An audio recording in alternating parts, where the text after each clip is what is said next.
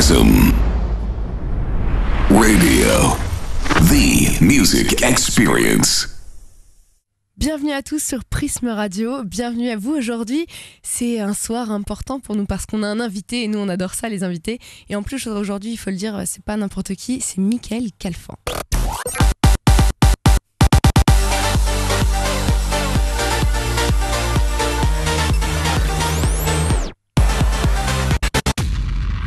Alors j'ai mis ça, c'est évidemment... Tout le monde connaît cet hymne-là, mais j'aurais pu mettre n'importe quoi parce que tu as une actualité qui est plus longue que mes deux bras réunis. Comment ça va, Michael, ce soir ? Ça va super content d'être là. C'est la deuxième fois que je viens et c'est toujours un plaisir de venir vous voir. Merci, mais oui, parce que tu étais venu peu aux origines quand tu étais encore un j'étais venu il y a 2 ans. Ouais. Ah oui, non, ça va en fait. Moi, je dis ça comme si c'était il y a 15 ans, mais en fait, non, 2 ans, ça va, ça reste quand même honnête. Parce que toi, ta date un petit peu, ta deuxième date de naissance, celle que les gens retiennent un petit peu, c'est 2008. C'est une date qui est très importante pour toi. On va en parler un petit peu, mais j'imagine que tu n'es pas né en 2008.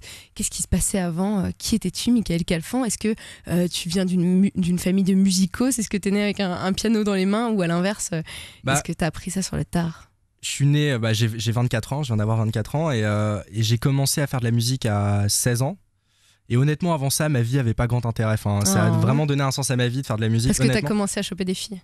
Non, mais c'était, je sais pas, j'ai trouvé, tu sais, quand tu trouves ton truc, après, c'est un peu ta raison de vivre et tout. Donc à partir de ce moment-là, j'ai commencé à faire des titres dans ma chambre. J'ai commencé à envoyer des titres un peu partout, à plusieurs labels, à des DJ, et je suis tombé sur Bob Sinclar. Enfin, t'es tombé sur Bob Sinclar. Je vais resituer rapidement le contexte. Bon, là, je te l'ai fait vite, hein, mais... Tu étais un harceleur de première, tu lui as envoyé, je crois, d'après les comptes officiels, c'est à peu près 2170 mails. Non, mais il m'avait dit, ouais, tu peux m'envoyer tes titres. Donc moi, je devais faire 2 titres par semaine, tu vois, et toutes les semaines, je lui envoyais mes trucs. Et, ça, c'est quelque chose qu'il savait pas. Mais bon, il répondait à chaque fois. Hein. Il répondait à chaque fois. Ah, ça, c'est bien. Donc il y a un petit lien qui s'est créé comme ça sur Internet. Après, il est venu à la maison, dans ma chambre d'ado. Et là, t'étais super gêné ? T'avais rangé honnêtement, jusqu'à ce que je le vois, je me disais mais c'est pas possible, c'est un espèce de taré qui se fait passer pour Bob Sinclar. Non mais c'est vrai. Ouais, c'est vrai. Et surtout à l'époque, parce qu'à l'époque il y avait beaucoup moins de, il y avait 4-5 gros DJ, tu vois. Maintenant bon, c'est un peu plus connu et tout, mais à l'époque il y en avait, enfin voilà. Et donc il est venu à la maison dans ma chambre, je lui ai montré mes trucs. Non, c'était super, vraiment, c'est un excellent souvenir. Une belle expérience, il a fini par craquer après tous ses mails et là il y a un track qu'il a aimé, qu'il a signé. Voilà, exactement. Et puis finalement de track en track, tu fais un peu partie de la famille maintenant, Yellow Productions. Ouais, step by step, tu vois, j'ai fait des morceaux, je cherchais un peu mon style au début, j'expérimentais des trucs, il m'a fait bosser sur des trucs du label aussi, ce qui m'a permis de m'améliorer. Donc non, c'était cool, vraiment très content d'avoir fait ce parcours. Et puis il te prend un peu sous son aile, il t'installe un petit coin dans son studio, sous son escalier, où tu peux bosser tranquillement. Mes voisins commençaient un peu à péter un câble, ma mère aussi.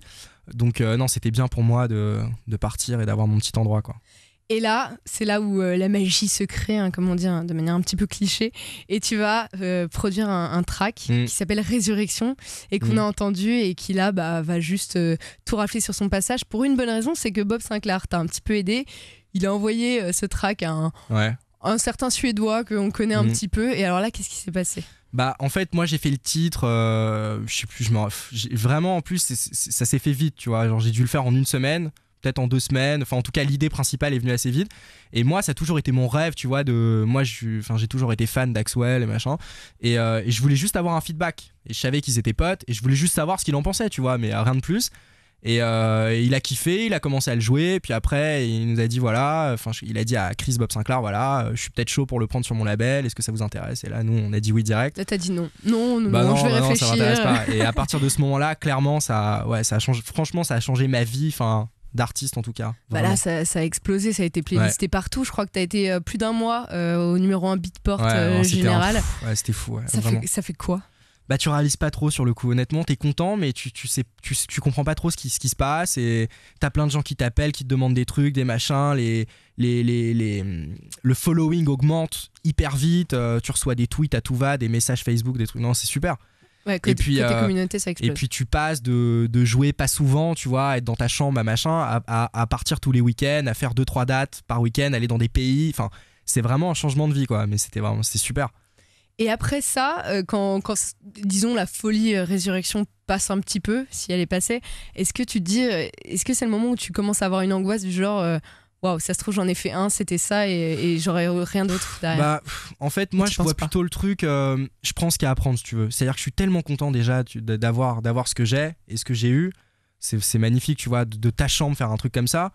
Puis j'ai 3-4 autres cartouches là dans mon ordi que je suis en train de finir. Donc non, ça va, franchement, je suis assez confiant.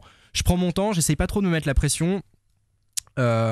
J'ai fait 2-3 gros remixes pour Guetta aussi qui ont bien marché. Voilà. Ouais, c'est ce que j'allais dire, parce que tu as en plus plus d'une corde à ton arc, d'une flèche à ton. Je ne connais plus l'expression, mais on comprend tout ce que je veux. Tu as fait notamment des remixes, tu le disais, hein, de Turn Me On, de She-Wolf. Tu en as fait évidemment pour Bob Sinclair.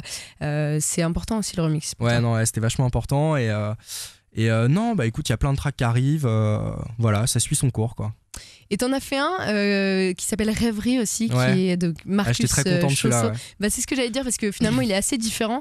Est-ce que c'est important pour toi de ne pas être dans une case comme ça? Bah alors en fait celui-là c'est marrant, ça s'est fait parce que donc là j'ai fait un titre avec Fédé Legrand qui s'appelle Lyon. Et avant de collaborer avec Fédé Legrand, le truc était un peu différent. Je l'avais fait tout seul avant de collaborer avec lui. Je l'avais envoyé à Axwell et Axwell m'avait dit j'aime bien le truc, ça me donne envie de te demander un remix en fait. Donc grâce à ce titre-là, il m'a demandé un remix et ça m'a fait voilà, donc c'était très cool. Et en fait j'adore l'original, donc ça m'a permis, c'est un peu plus underground que d'habitude, donc ça m'a permis un peu de faire un truc un peu plus club et tout comme j'aime, donc voilà.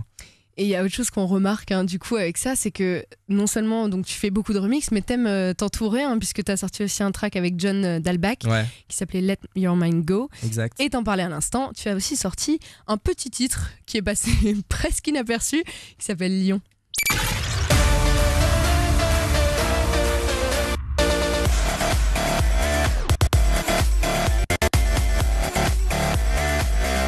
Celui-là, pareil, tout simplement un carton, je crois. Pareil, c'est quoi, top 3 Beatport aussi. Tout le monde en a parlé. Non, pas mal cool. Playlisté, ça a bien marché. Mais en fait, moi, ce que j'essaye de faire, enfin là, ce que j'ai essayé de faire vraiment avec les collabs que j'ai pu faire jusqu'à présent, c'est-à-dire John Dalbach et Fédé Legrand, c'est des mecs qui m'ont fait rêver quand j'avais 16-17 ans dans ma chambre, et je m'étais dit, putain, un jour, j'aimerais bien faire un truc avec ces mecs-là. Donc c'est surtout ça, moi, les collabs. C'est pas vraiment voilà, je vais faire une collab avec ce mec parce qu'il peut m'apporter ça. C'était vraiment pour le kiff. Et John Dalbach, j'étais vraiment content parce que c'est vraiment un mec qui m'a inspiré, mais vraiment quand j'avais 15-16 ans dans ma chambre et tout. Et d'avoir mon nom à côté du sien, c'était une petite victoire, tu vois, vraiment pour moi. Donc j'étais hyper content. Et par exemple, dans le cas de John Dalbach, toi qui l'admires et tout, vous échangez beaucoup? Non, vraiment, honnêtement, je te dis la vérité, vraiment, ça s'est fait de management à management. D'accord. Moi, j'ai fait ma partie du truc, j'avais ce truc-là. Et en fait, j'avais fait chanter Andy P, qui était le chanteur de John Dalbach il y a longtemps. Et ça me faisait penser à du John Dalbach. Donc je me suis dit, bon, ça peut être cool de voir ce que lui peut faire dessus. Et voilà, ça s'est fait comme ça. D'accord, donc finalement... Ouais, pas trop d'échanges. Honnêtement, je vais pas te raconter de trucs, ouais, on est potes et tout, non. Enfin, ça s'est fait vraiment vite et tout. Et par contre, avec Fédé, c'était très cool. Je l'ai jamais rencontré, mais c'était par mail. Comment déjà tu l'as rencontré? Enfin, comment ça s'est fait c'est très marrant parce que c'est un pote à moi qui s'appelle Clément, qui m'a présenté, enfin indirectement aussi, qui m'avait présenté Bob Sinclair, qui m'avait filé son mail et tout. C'est un bon pote lui. Ouais, c'est un bon pote. Il est sympa.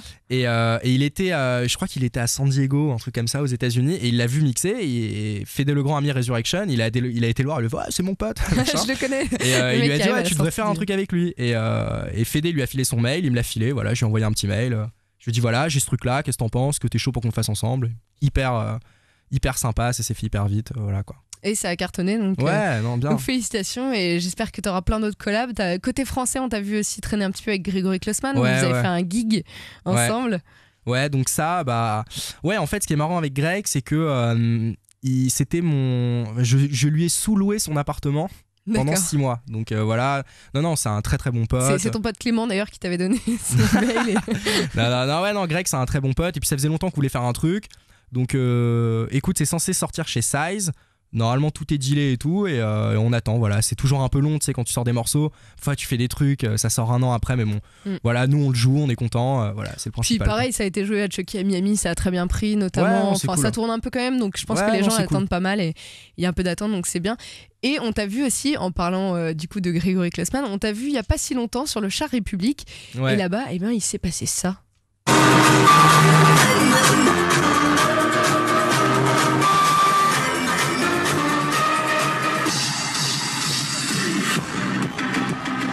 Alors le son, tu l'as ripé. le genre. son est pas terrible parce que je l'ai volé. Je suis allée fouiner. J'ai volé ça en fait tout simplement sur ton Facebook pour resituer un petit peu les gens.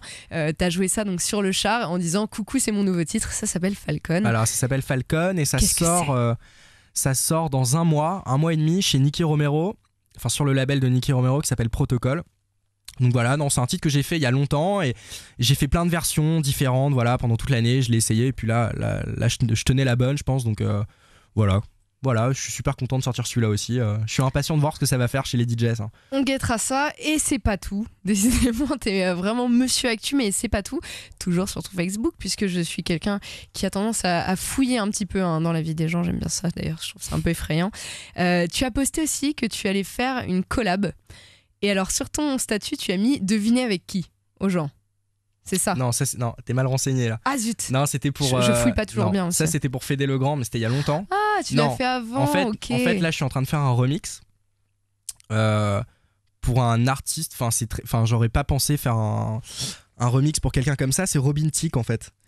Ah ok. Donc voilà, en fait, j'étais à Los Angeles. Enfin, j'étais aux États-Unis pour des dates. J'ai fait un petit stop à LA. Je suis allé voir Interscope. Ils m'ont dit voilà, est-ce que ça te dit de faire un petit remix pour Robin Thicke. Donc moi je suis très content, je le fais et j'ai jamais fait encore de pop star, tu vois, de trucs comme ça, donc ça va être marrant d'essayer de mettre le truc un peu dans mon univers.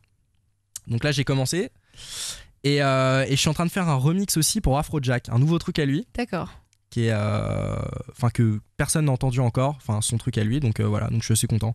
Ouais, c'est plutôt pas cool, mal ouais. pour les deux parce qu'en plus Robin Thicke en ce moment il est plutôt très bien, haut, ouais. donc ça c'est toujours bien quand tu fais un remix d'un artiste comme ça. Et tu le disais, tu l'as rencontré donc où ça, à Los Angeles? Non, en fait ouais, j'étais à Los Angeles, j'avais un petit rendez-vous avec la grosse maison de disques Interscope et voilà, pour des chanteurs, des trucs et tout, et ils m'ont proposé de faire ça et j'ai dit allez, grave, avec plaisir.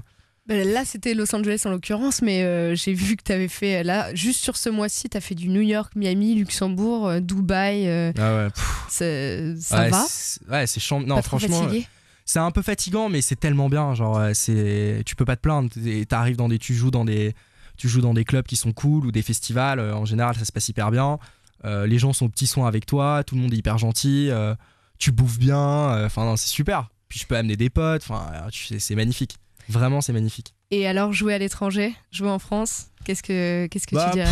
Franchement, honnêtement, il y en a qui voient une grosse différence. Moi, j'en vois pas trop. Bon, après, c'est clair qu'en Inde, c'est pas la même chose qu'ici, mais ça dépend où tu tombes. Il y a des trucs où, par exemple, les festivals en France, les gens sont à bloc. Enfin, je sais pas, j'avais fait l'Inox l'année dernière, c'était super. L'Inox Toulouse aussi.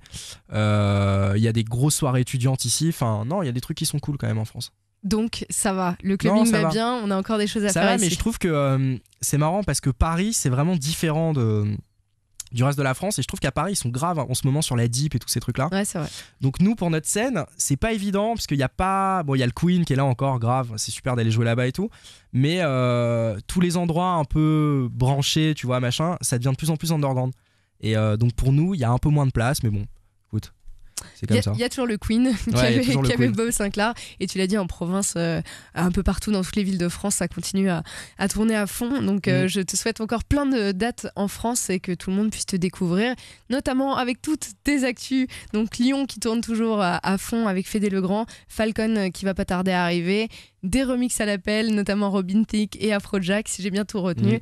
J'imagine qu'on peut tout trouver sur ton Facebook, ton sur Twitter. Mon Facebook, Twitter, SoundCloud, il y a tout, je suis partout. T'es très Twitter, c'est toi qui fais et tout? Je suis honnête, c'est moi qui fais tout, mais je suis plus Instagram. Ah, j'adore d'accord. Instagram, ouais. C'est Donc, ma petite drogue. Les gens, allez voir un petit peu les photos inédites de Michael Calfan et suivez tous ces actus plutôt sur Twitter et Facebook, je pense, que Instagram. Nous, on va surveiller ça évidemment sur Prisme Radio. On vous souhaite une très très bonne soirée à tous. Merci beaucoup d'avoir été avec nous, Michael Calfan.